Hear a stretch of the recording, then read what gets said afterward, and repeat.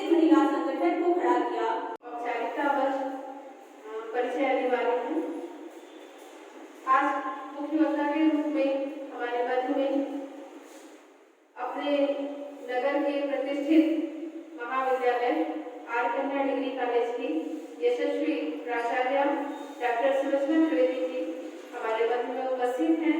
आपका बहुत बहुत स्वागत, वंदन और अभिनंदन करती हूँ। जीवन में सद्बुद्धि की जननी है, सद्विचारों की पोषक है, सद्प्रेरणा की निर्मात्री है, विद्या बुद्धि विवेक तथा सुसंस्कारों की धात्री है।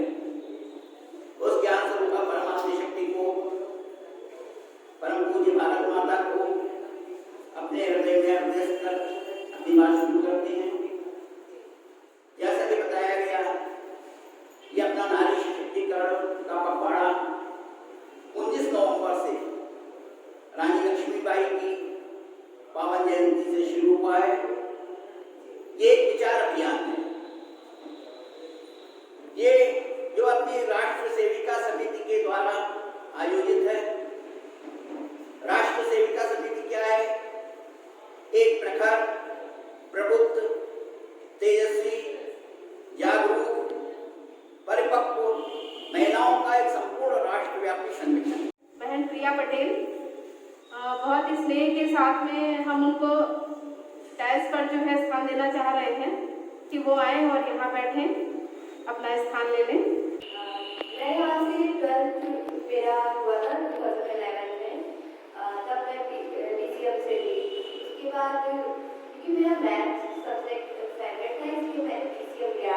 स्टार्टिंग से ही मुझे सिविल सर्विसेज में जाना था, तो उसके बाद फिर मैंने ग्रेजुएशन में BA लिया क्योंकि मुझे आर्ट्स के सब्जेक्ट, मैंने ऐसा सुना था कि आर्ट्स के सब्जेक्ट्स जो है ज़्यादा प्रेफरेंस मिलती है, वो मतलब जो होता है BCS में जाने हैं।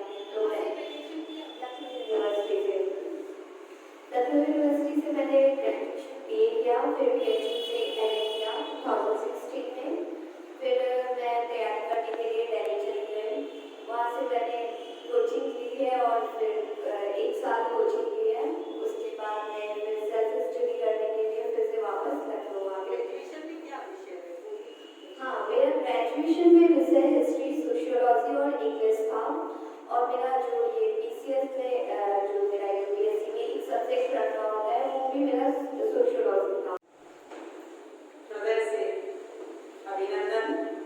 और शिक्षा के, विद्या के इस मंदिर जो मेरा फेवरेट है, यद्यपि मैं महाविद्यालय में हूँ और बार बार कहते हुए मुझे ये गर्व की अनुभूति होती है कि मैं कभी सरस्वती शिशु मंदिर या बालिका विद्या मंदिर में नहीं पढ़ी, लेकिन शायद अगर मुझसे कभी पूछा जाएगा कि आपके जीवन की सबसे उत्कट अभिलाषा क्या रही जो आपको मिल ना सका, तो यही रहेगा कि मैं इस तरह के विद्यालय में विद्या नहीं प्राप्त करूं।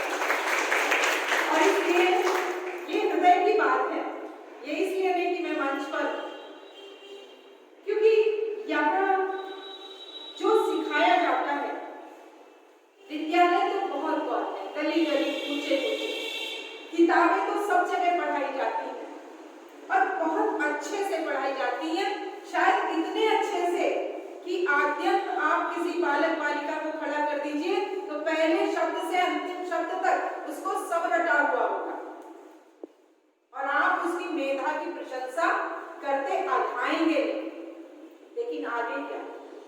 संस्कार शून्यता, व्यवहार शून्यता, भारतीय संस्कृति की बात करने में लज्जा अनुभव करना, राष्ट्रहित की बात करने में उसे लगता है कि हम शायद कोई त्रुटि कर रहे हैं, राष्ट्रद्रोह की गतिविधियों में शामिल होना। तो इसमें जहां तक मेरा विचार है, उस बालिका या बालक का दोष नहीं होता।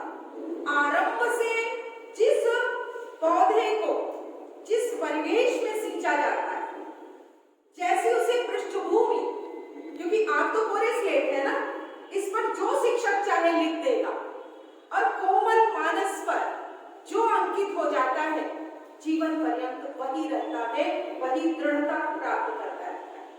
आपके विद्यालय में आपको क्या सिखाया जाता है, इसके लिए मुझे शब्दों से कुछ बोलने की आवश्यकता नहीं है, क्योंकि साक्षात आपके सम्मुख उदाहरण, जीवंत उदाहरण प्रिया पटेल का है, जिन्होंने अपनी प्रतिभा से, अपनी गुणवत्ता से चयनित होकर के पीसीएस में यह साबित कर दिया कि हिंदी माध्यम से पढ़े हुए बच्चे भी अपने प्रथम प्रयास में ही बहुत अच्छी सफलताएं प्राप्त करते हैं।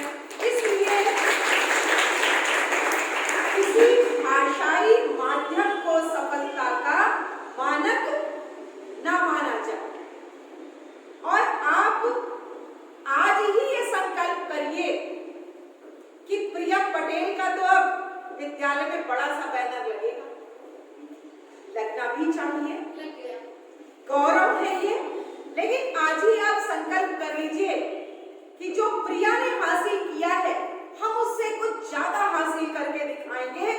यही आपका अपने गुरुजनों के प्रति जो इन्होंने आपको दिया है, वैसे तो गुरु और माता पिता से कभी ऋण नहीं हो सकते, लेकिन आपकी जो सफलता है वो उस ऋण को कुछ सीमा तक अदा करती, क्योंकि बच्चों सशक्तिकरण की बात है, लेकिन संसार में केवल 3 ही लोग ऐसे होते हैं, माता पिता और गुरु, जो आपको सशक्त होते देखकर प्रफुल्लित होता है। माँ अपने बच्चे को हमेशा कहती है आगे चलो, होता है ना, मम्मी कहती चलो बेटा आगे चलो, पीछे पीछे आ। और संसार में लोग क्या होते हैं, वो आपको कोहनी मार करके, टिंगड़ी मार करके आगे बढ़ना चाहते, पीछे करते।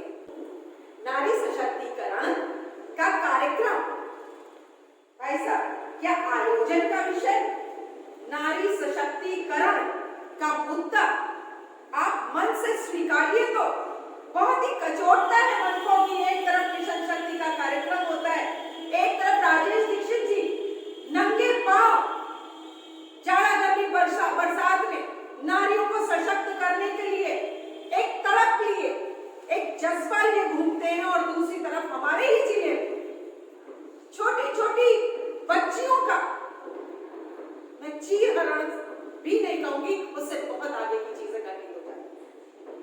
कहां है नारी सशक्तिकरण, क्या करें हम? आज यहाँ पर हमारी बच्चियां शिक्षिकाएं, नारी अपनी देह को कहां छोड़कर चलेगी? मेरा एक प्रश्न है भाई साहब, आज इस पर आप चिंतन कीजिएगा।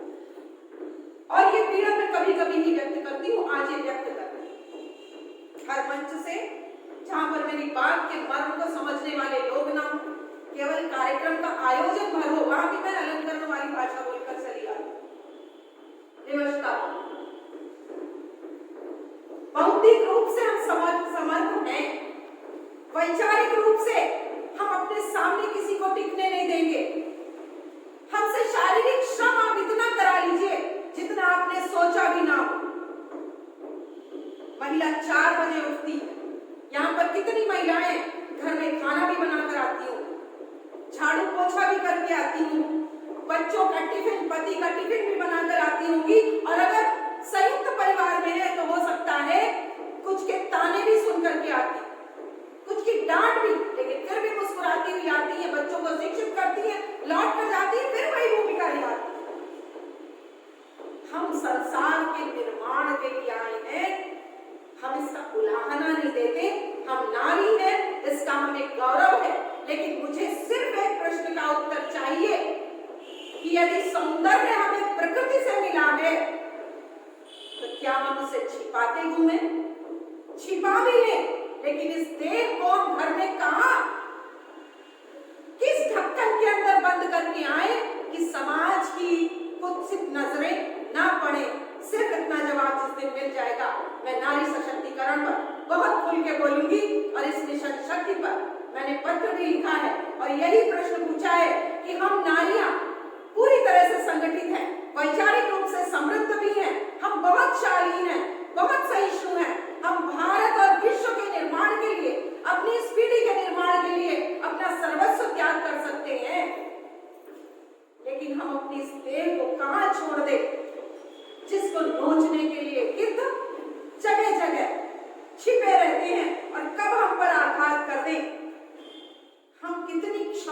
जाकर उनसे लड़ पाएंगे। न्यायालय भी हमें लंबे अवधि का एक आसरा दे देता है, आश्वासन दे देता है। बस कुछ प्रश्न छोड़कर जा रही हूँ आपके लिए, आगे के आयोजनों में इनके उत्तर मिलते रहेंगे तो मुझे बहुत संतोष होगा। जय हिंद, जय भारत। बातें रखी हैं, निश्चित रूप से उन्होंने हमको अंदर से झंझोड़ा और ये एक ऐसा विषय है जिस पर मेरा मन सदैव चिंतित रहता है। अभी दीदी से ही बात कर रहे थे कि कई बार ऐसे ऐसे उदाहरण सामने आ जाते हैं कि मन परेशान हो जाता है। नाम नहीं लेंगे यहाँ पर।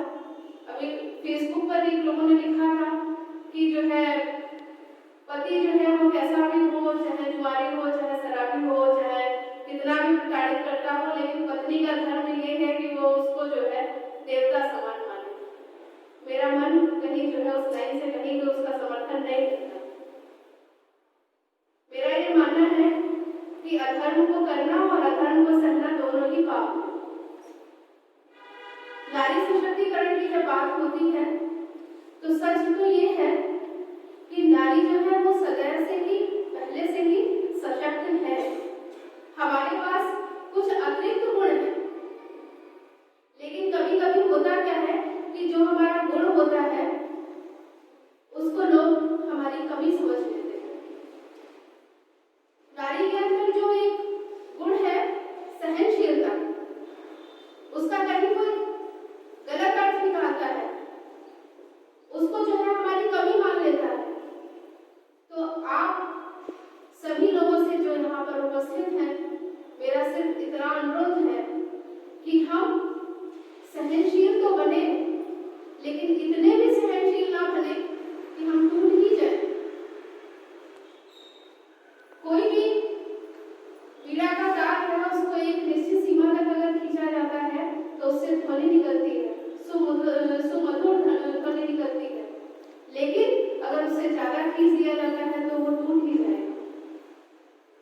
तो हम लोग अपनी जो हमारे गुण हैं, जो हमें प्रकृति ने दिए हैं, उनको अपनी ताकत माने और उनको अपनी ताकत बनाए।